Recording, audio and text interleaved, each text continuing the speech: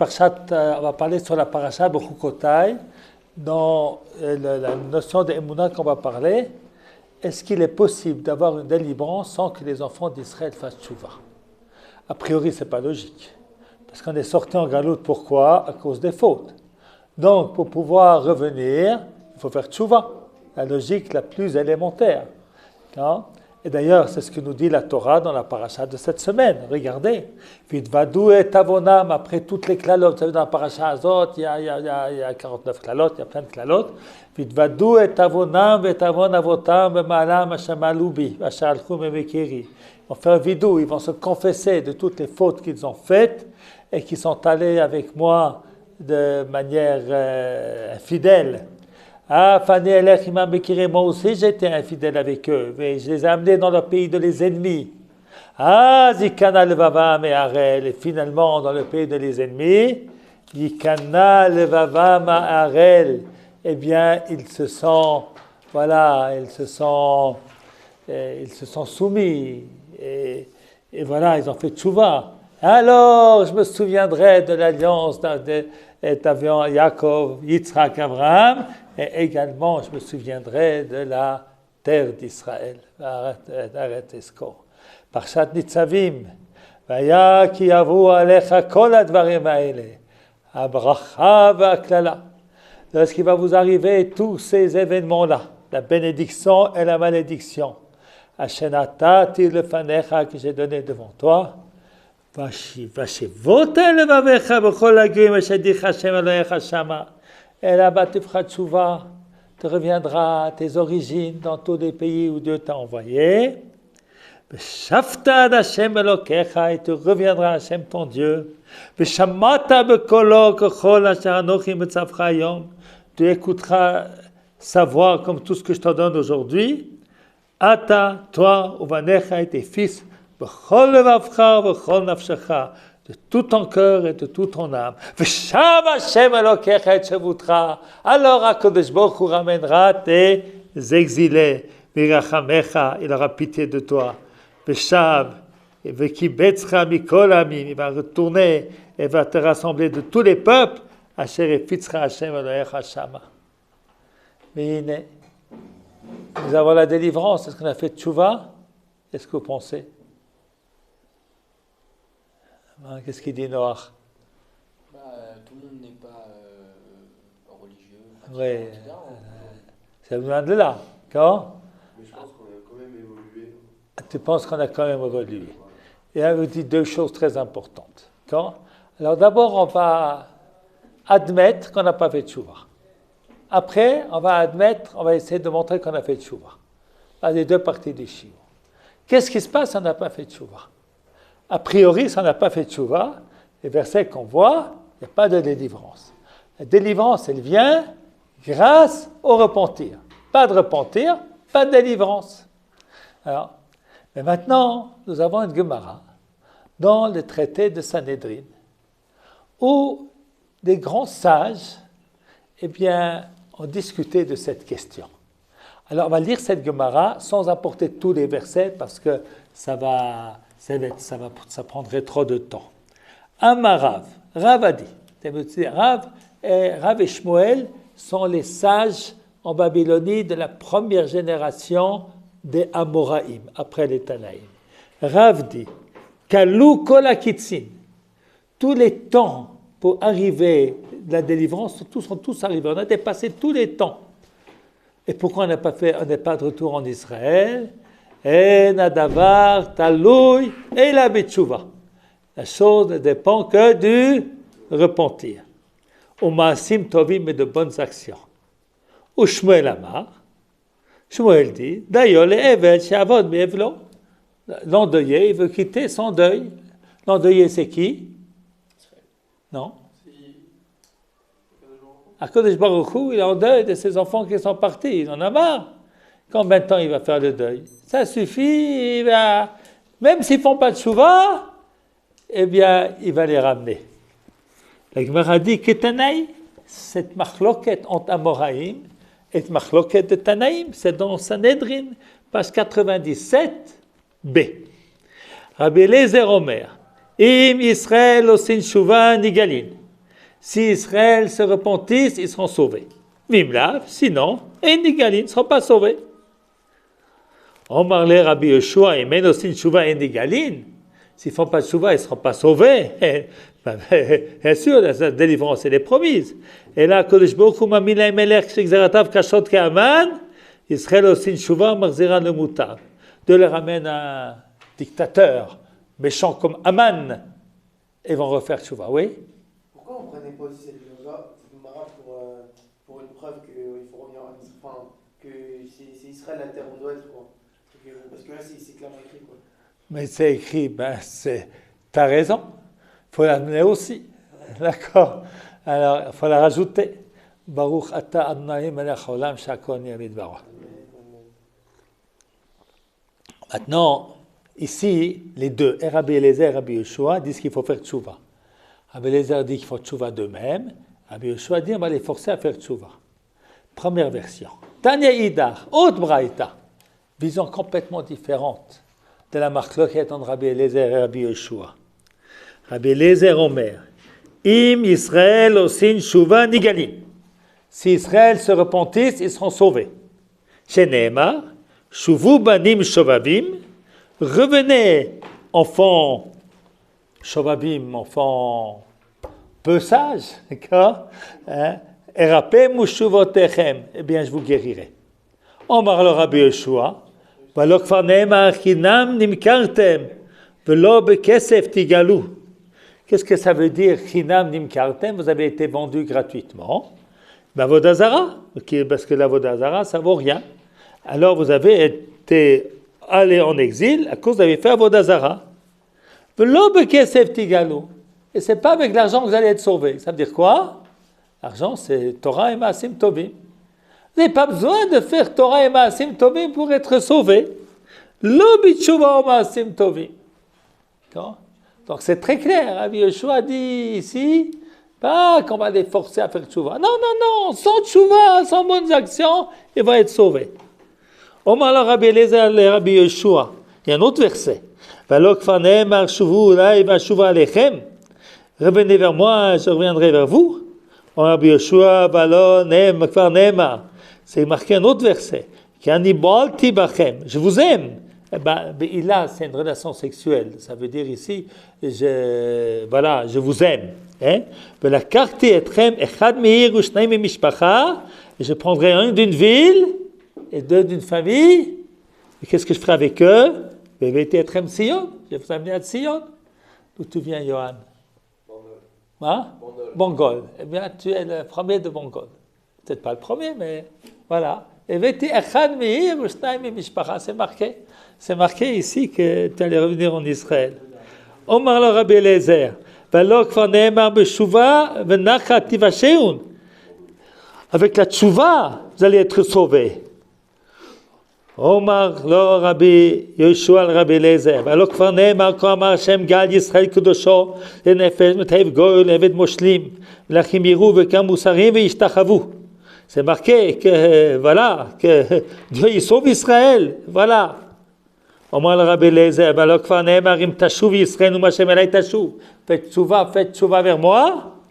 Omar le Rabbi Yeshua, c'est marqué dans Daniel. Vaishma et Aïsh, le Vushabagnim, Mashaima, le Memeayor, Vayarim Yemino, il a levé sa droite, c'est à Kodesh Baruch Hu, Usmolo el Hashamayim, Vaishava, Bachaya Olam, qui le Moed Moadim, Vechetzi Kalot Nefetz Yad, Am Kodesh Tichlenu Kol Eile.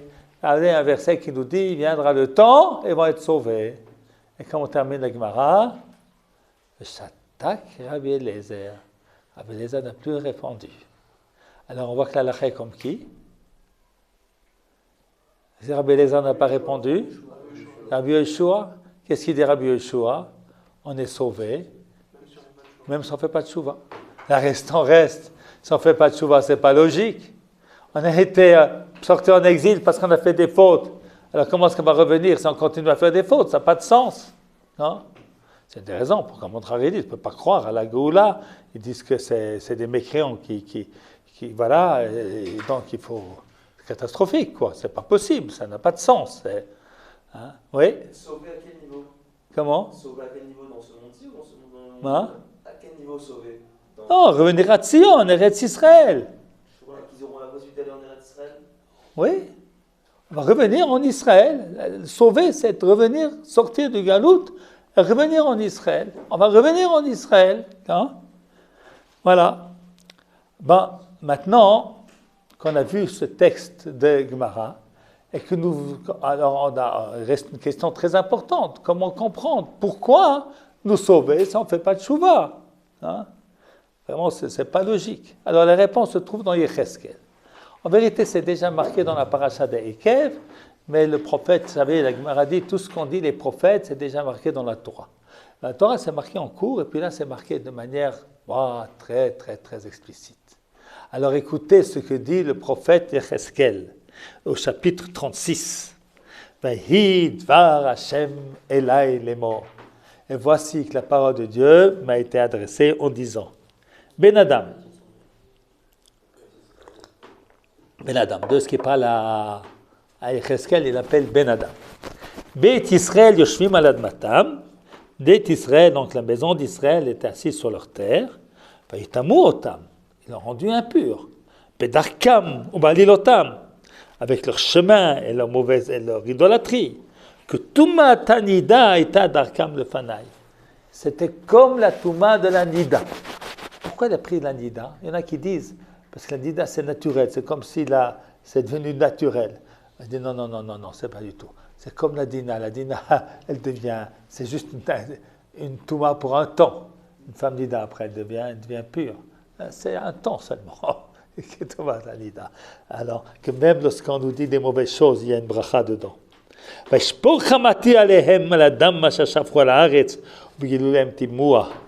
bien, j'ai versé ma colère sur eux, sur le sang qu'ils ont versé dans le pays. Ils l'ont rendu impur par leur idolâtrie. Je les ai éparpillés parmi les nations. Ils ont été dispersés dans les pays. C'est vrai ça? C'est passé ça? On trouve des juifs partout? Même en Honolulu. Même à Guatemala, à Bandol. Et puis là-bas, comment ça s'appelle là-bas? Guadeloupe. Hein? Et puis à Moscou. Et à New York. Et à Sarcelles. Et à Bogota. Partout, il y a des juifs. Incroyable, hein? C'est marqué comme ça. Kedach Shatim. Alors ils sont allés chez les nations où ils ont été éparpillés. Ça profanait mon saint nom, écoutez bien. Mais Morlahem, les goyim, ils ont dit,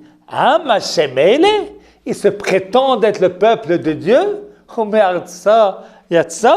les a fait sortir de leur pays. Vous savez que les chrétiens ont apporté pendant 1000 ans la preuve que le peuple d'Israël était remplacé. Vérus Israël. C'est qui Vérus Israël? Les chrétiens. Vérus, ça veut dire, c'est en latin. Hein, c'est Vérus, ça veut dire le vrai. Le vrai Israël, c'est nous les chrétiens. Comme ça, ils disent les chrétiens. Aussi croire à la terre d'Israël? Comment? Non, ils pensent que la terre d'Israël s'est remplacée par des choses un peu spirituelles. Hein? Oui, mais il est né à Naria, Saint-Jean de Nazareth. Voilà. Oui. Jésus de Nazareth, voilà. Alors, ils disent que parce qu'on n'a pas reconnu Jésus de Nazareth, eh bien, on a été éparpillés parmi les nations. Eh bien, voilà, c'est une profanation du nom de Dieu. Non? Voilà. Alors, regardez, je peux raconter une petite histoire. C'est après la guerre des 6 jours. Mon père, Zecher Tzadik Livracha, il avait tous les 15 jours une rencontre avec des dignitaires religieux. Des curés, des prêtres catholiques et protestants. C'était une rencontre entre juifs et chrétiens, entre juifs, catholiques, protestants, et puis exposer les idées, etc. Alors après la guerre des 6 jours, il y avait là une réunion. Mon père parle, et c'est marqué dans le prophète Isaïe. Nachamu, Nachamu, ami.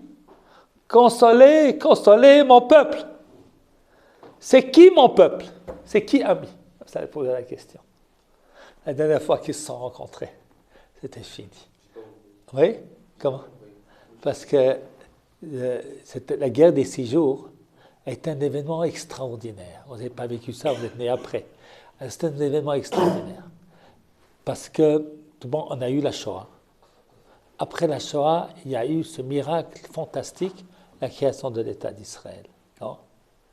Maintenant, 19 ans après, l'État d'Israël est en danger imminent. Il y avait des casques bleus qui se trouvaient à la limite du Sinaï et d'Israël. Et Nasser, il a dit, partez, je vais faire la guerre à Israël, alors je n'ai pas besoin de vous. Ils sont partis. Ils sont partis. Shukeri, il était à Gaza. Et puis alors, il amassait les populations. On va les jeter tous à la mer, on va les jeter tous à la mer. Non? Maintenant, les Jordaniens, ils étaient ici, là où on se trouve là. Ils étaient là, les Jordaniens, tout ça. Ils menaçaient. Et puis, les Syriens, ils étaient sur le Golan. Ils ont fait une alliance entre l'Égypte et la Syrie. On va attaquer Israël. Et puis, les Égyptiens ont commencé à faire un acte de guerre. Ils ont fermé le détroit de Tyran. Le détroit de Tyran, vous savez, c'est les bateaux, lorsqu'ils passent par l'Elat, et bien, ils passent par un détroit. Et c'est un petit peu étroit, c'est un détroit étroit, hein, et bien, ils ont empêché de passer. Alors, c'est un acte de guerre parce que c'était pour le commerce israélien dans je ne sais pas quel pays, pour l'Amérique et tout ça, on passait par là-bas, on ne peut plus passer. Alors, les nations, ils avaient promis Israël, avec il y avait une guerre avant, qu'ils garantissaient le droit de passage. Mais ils ont promis, ils ont promis. Ils n'ont pas promis de tenir la promesse. Alors, il y avait Abba Eban, était le ministre des Affaires étrangères. Il allait de capitale en capitale pour parler pour le droit d'Israël, pour que les nations respectent leur engagement de nous protéger. Il n'y a rien du tout. En Israël, c'est bientôt la guerre des 6 jours, donc c'est bien de rappeler cette histoire maintenant. En Israël, c'était la panique complète. On a donné l'ordre au rabbinat au cimetière de Tel Aviv. Il n'y avait pas beaucoup de juifs à l'époque, il y avait 2 millions de juifs en Israël. C'était pas mal quand même, parce qu'on était 600 000 en 48, c'était 2 millions. Maintenant, aujourd'hui, on est 7. Il n'y a aucun pays au monde qui a réussi un développement pareil. Mais enfin, ça, c'est entre parenthèses. Alors, on était 2 millions, et puis on avait très peur, parce qu'il y avait tous les côtés. Au nord, la Syrie, au sud, l'Égypte, une immense armée, ils sont des millions. Et puis, il y avait les Gaza, tout près, les Jordaniens. Alors, les Jordaniens, on espérait qu'ils n'allaient pas entrer en guerre. On espérait. On espérait, vraiment, on espérait.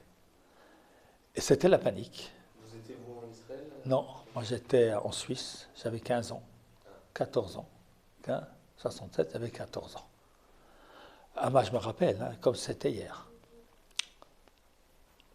Les Juifs se sont rassemblés partout dans les synagogues pour prier. On n'a jamais vu ça.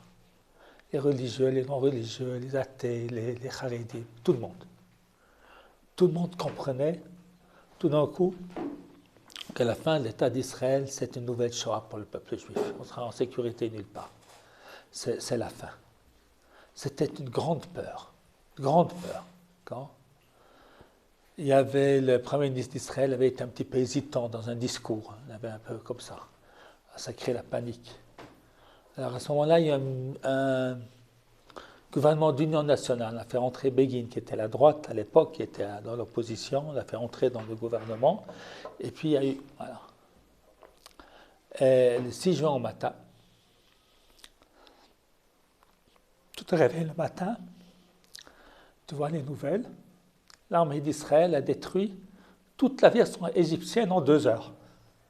Incroyable. C'était quelque chose de, vous savez, de la panique dans laquelle on a vécu, à une espèce de joie extraordinaire. Ça a duré 6 jours la guerre, tout le Sinaï était conquis, tout le Golan était libéré.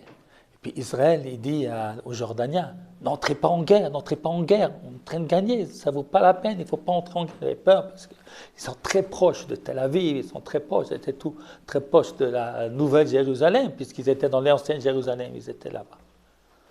Eh bien, Yahvé d'Hachem et Lev Roussain, Dieu a endurci son cœur.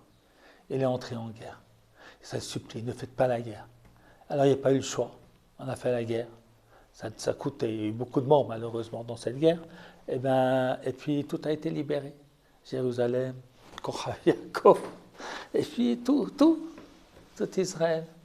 Alors c'est extraordinaire. Alors ça, parce que tu vois, à la libération, à la création de l'État, on donnait un petit morceau pour avoir des Juifs pour vivre. D'accord ?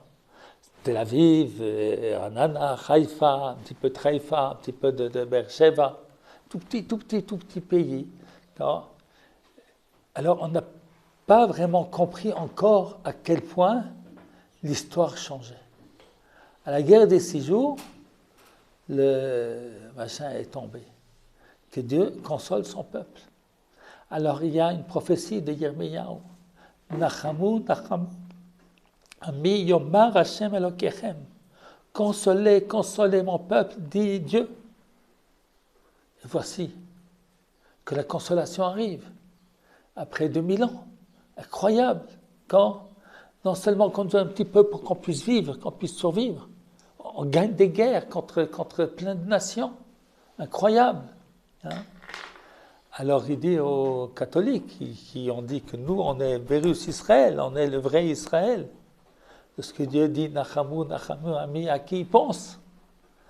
C'est parcours avec des circonstances que finalement c'est Israël le vrai ami. Hein? Et c'était la dernière réunion avec eux. C'était fini. Et on ne s'est plus revus, il ne les a plus revus. Hein? Je me rappelle, Barthélemy, c'était des grands, ils étaient des gens même gentils, comme il faut, mais ils ne pouvaient plus, parce que finalement, la création de l'État d'Israël, et puis ça, d'ailleurs le Vatican à l'époque n'avait pas encore reconnu cet État. Non? Il l'a reconnu que maintenant, il n'y a pas très longtemps. Alors,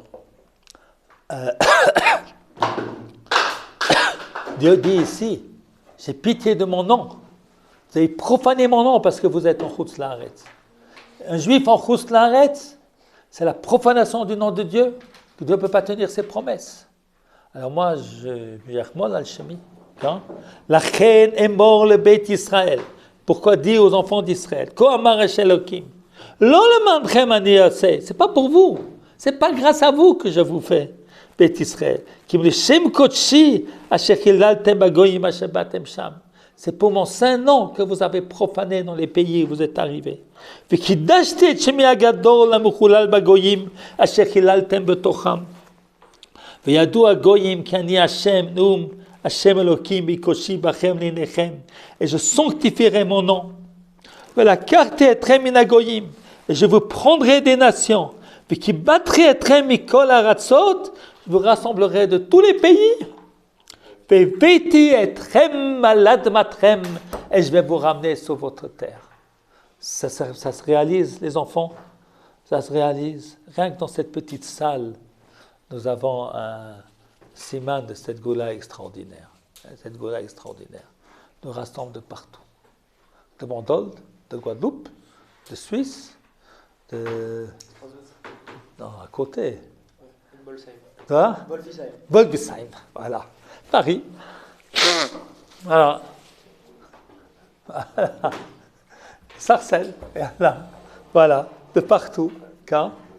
Alors, maintenant, vous avez une question très importante qu'on a posée. Mais ça sert à quoi si finalement on va faire des fautes, on va être touché? Alors, je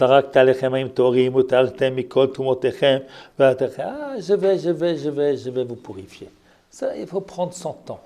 D'abord, je vous sauve, ensuite, je vais vous aider à faire tchouva. Alors voilà, c'est l'histoire que nous vivons. C'est donc la Goula, elle vient parce que le peuple d'Israël, c'est le témoignage qu'il y a Dieu sur la terre. Ça, c'est Israël. Israël, c'est le témoignage de Dieu sur la terre. Hein? De Dieu sur la terre. Voilà. Alors ça, c'est extraordinaire. Donc ça, c'est la première réponse à la question. Deuxième réponse, c'est Daniel, Nachon? Michael. Michael a dit tout à l'heure une deuxième réponse très intelligente. Il a dit peut-être qu'on a fait tchouva. Qui dit qu'on n'a pas fait tchouva?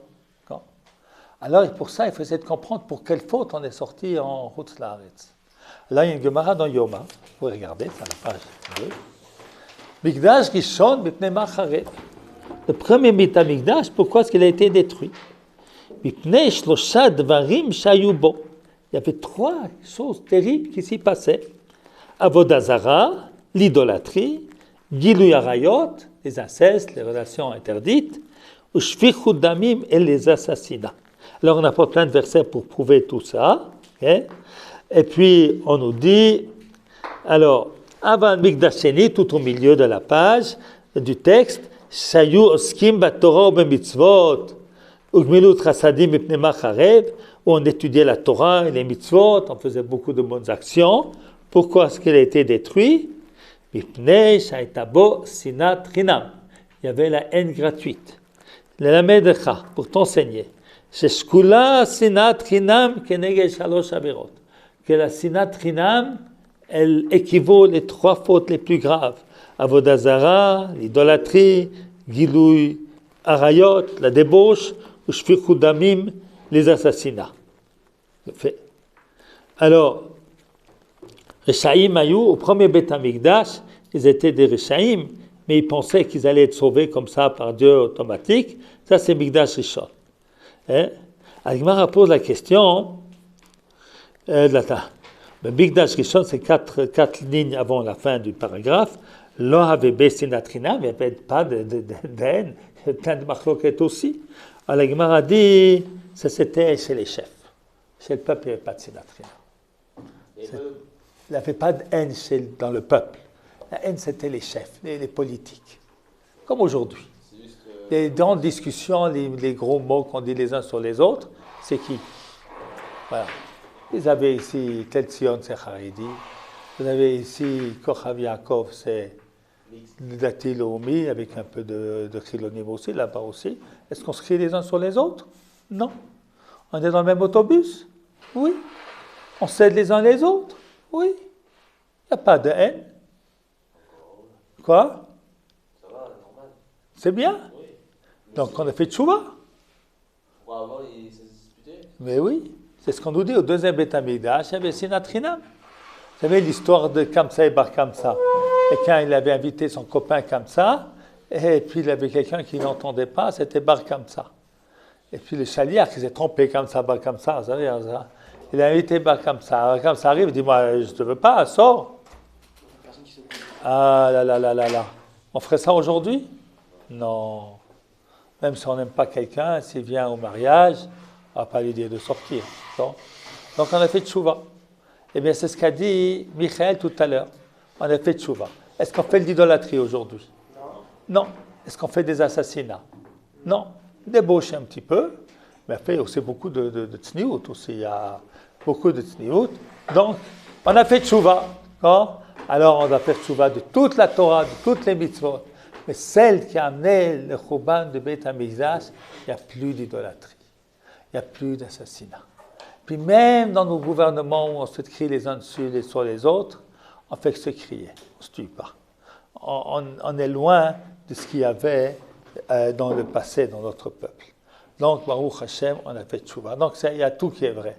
À la fois, on a fait tchouva. À la fois, si on ne fait pas tchouva, il peut y avoir la délivrance. Et puis, Bezrat Hashem, on va tous faire tchouva. On va tous ramener, faire encore des efforts, encore un peu d'études de la Torah, encore ramener un juif à la Torah, et puis amener des enfants au monde qui vont suivre le chemin de la Torah. C'est ça qu'on va faire. Ça prend du temps.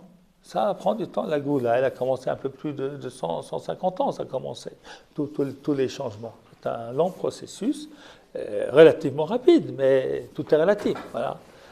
Après ces 2000 ans d'exil, vous savez que lorsque Yeshua est rentré en Israël, jusqu'à ce qu'on a construit le Beit HaMikdash, et c'est passé 400 ans. C'est pas passé si vite. Hein. Voilà. Alors tout prend du temps. le Seder Gamour, mais on est en Goula extraordinaire. Remercions Hachem Yitbarach, et sachant que le fait que les Juifs n'ont pas fait de Tchouva, même si on admet qu'on n'a pas fait de Tchouva, ce n'est pas une raison pour qu'il n'y ait pas de Geoula, comme la Gemara le dit le plus explicitement possible. Voilà.